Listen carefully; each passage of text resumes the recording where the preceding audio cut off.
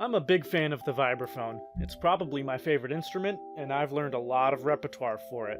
So in this video, I'm going to share my opinions on all of the vibraphone solos I've learned. Also, this list really isn't concerned with how difficult the piece is or isn't, it's really about how much I like the music, so this list will be very colored by my opinion. If you're looking for a particular piece, timestamps will be in the description. Let's get on with it. Encantada is the only piece I've learned that I really dislike. It's not terrible or anything, there's just really not much to like. The opening is very striking, but that's about it. The piece runs long, and it's just kinda boring. Everything else on this list I like much more than Encantada.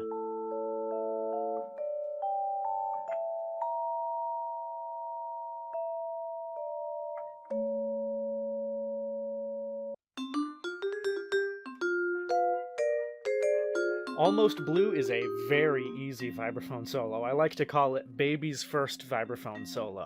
For the whole piece, you're really just hammering out eighth notes on the left hand and playing a melody in the right. It's very simple, there's not much going on musically at all. That said, playing through the piece is a lot of fun, so I'll revisit this one every now and then when I'm just bored and want to play something easy. If you're a beginner, this is probably a good tune to look at, but if you've already got some well-developed chops, then this one can be skipped.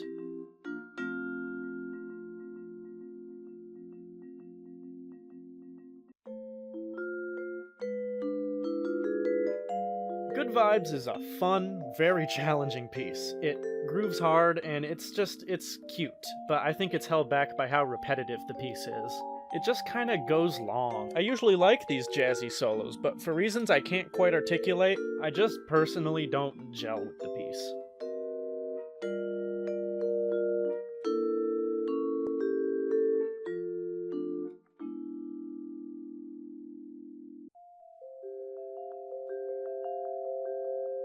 Waltz for a Windy Day has a lot of things to like. The opening arpeggiated sus chords are pretty, the minor 6, minor 7, 1 progression sounds cool, and the descending bass line is a nice bit of movement. The piece suffers from the same problem as many other solos in the lower half of my list, however. It's very repetitive. The second half of the piece mostly just retreads material from the first half. Like, it's retreading good material, but it's still a retread. You know, the stuff gets old.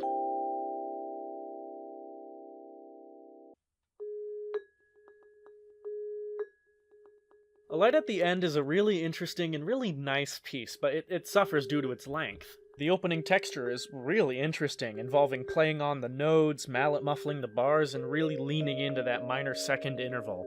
The theme develops naturally and culminates in a really beautiful moment. The only problem is that after this moment, there's 4 more minutes of song to go. It moves to the relative minor for a while and shifts into the lower register of the instrument, but that's just not enough to keep me engaged with it. I'd say this piece starts really strong and kind of just meanders for the final 2/3 of it, so kinda hard to rank there. I think it's a very good piece, but not a great piece.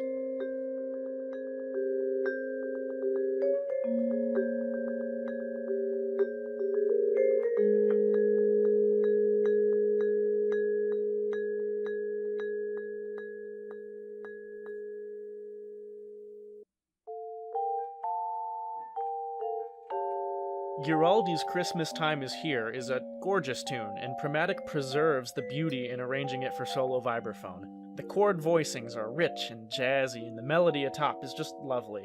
It's not terribly difficult, so this is a fun tune to have in your back pocket for the holiday season.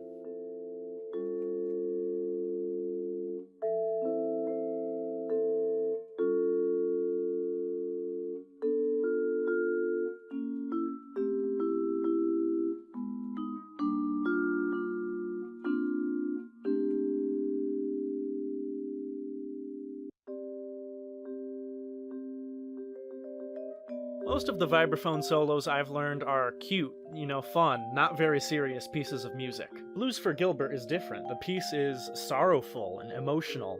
The piece was written to reflect the feelings that the composer had after just hearing that his old teacher had passed. And you can really hear that sorrow and that nostalgia. The tune itself starts out very rubato, but eventually moves into a very compelling groove. As the name implies, the piece is very bluesy too. It's a great solo.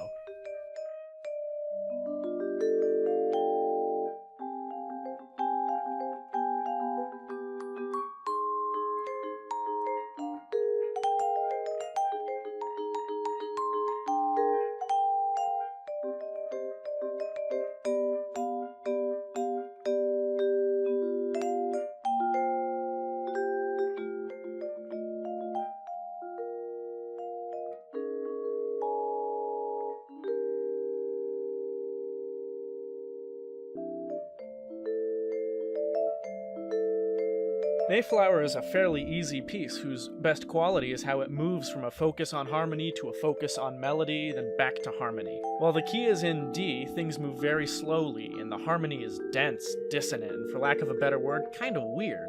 When the key changes to F, however, the tempo speeds up significantly, it really starts to groove, and the melody jumps out into the forefront. After it's had its moment, the piece moves back to the key of D, where it eventually ends with even richer harmony than the first time around. Overall, Mayflower is pretty, and the passage at F is really fun to play, but it's mostly overshadowed by another Molenhof composition from higher up in this list.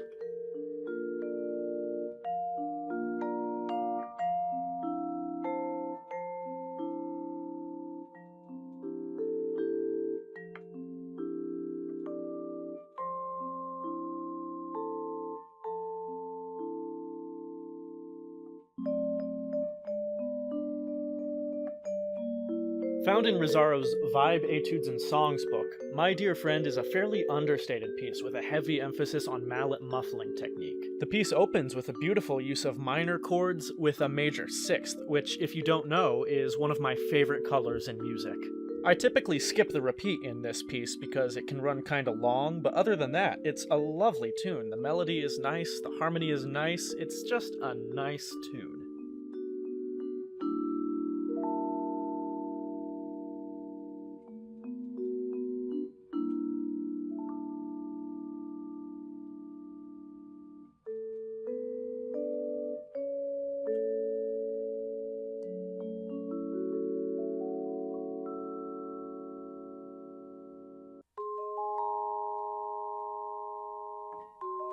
Soaring in the Sky is the first Jan Freicher piece that I had heard, and I'm really glad I did, because his Flight collection is pound for pound the best solo collection I have ever encountered. All three pieces are really good. There's not a single dud in the bunch, and for solo books, that's pretty rare. Much like the name implies, this piece is very airy. It feels light. In the middle, it switches to a sort of Afro-Cuban groove where it has the player striking the bars with the shafts of their mallets. But my personal highlight of the piece is at the very beginning, where it hits this really juicy augmented chord. I don't know, it just scratches an itch for me. It's really good.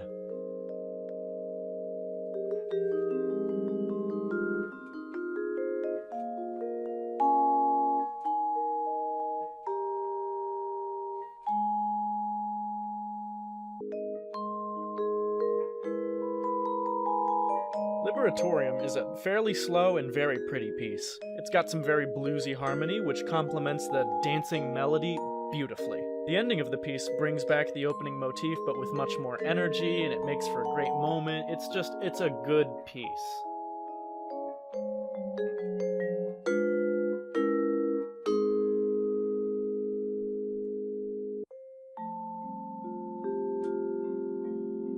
Snow Globe is, above all else, just a gorgeous piece of music. The lower harmony bounces around in intervals, and the melody dances over it, and it's just great. I'm a sucker for harmonies that use the minor 4 chord, which Snow Globe has in spades. It builds interest over its duration, varies on the melody in interesting ways, and there's always something going on.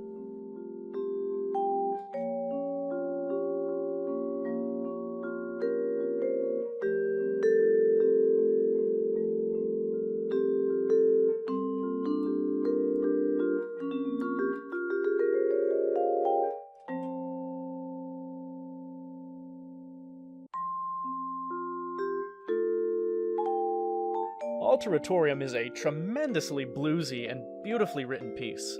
I especially love the solo starting at D that combines the rich harmony with a fabulously written solo line. The highlight of the piece, for me, is the passage at E that ramps the intensity way up, yet still manages to maintain its easy, beautiful feeling. As of me writing this script, it's also the only piece that has a recording on my YouTube channel that I'm happy with, so there's that. But yeah, the melody is great, the harmony really does it for me, and if you don't know this, I place harmony at a much higher premium than melody, just in my personal taste of music.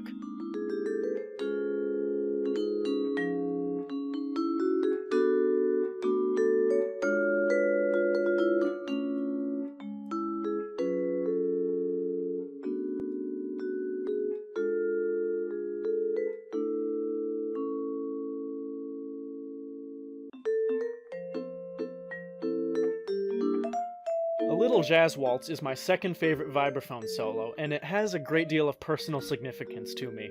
I heard a recording while surfing YouTube back when I was a high school sophomore, and I thought this piece was just the coolest, but I couldn't buy the score without converting my dollars to pounds, something a high school me didn't know how to do. And so I listened to the recording a boatload of times and learned the whole piece by ear.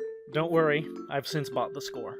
But learning the piece by ear was a really important experience in my personal development, showing me both that I was capable of completing very difficult challenges when I'm internally motivated, and that percussion was something where I had this internal motivation.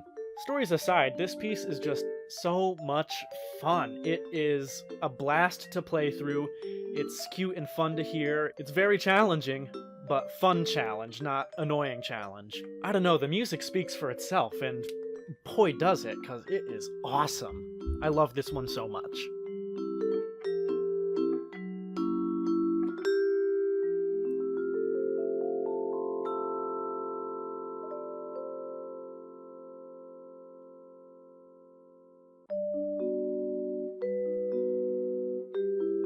Waltz King is, in all likelihood, my favorite piece of percussion music, full stop.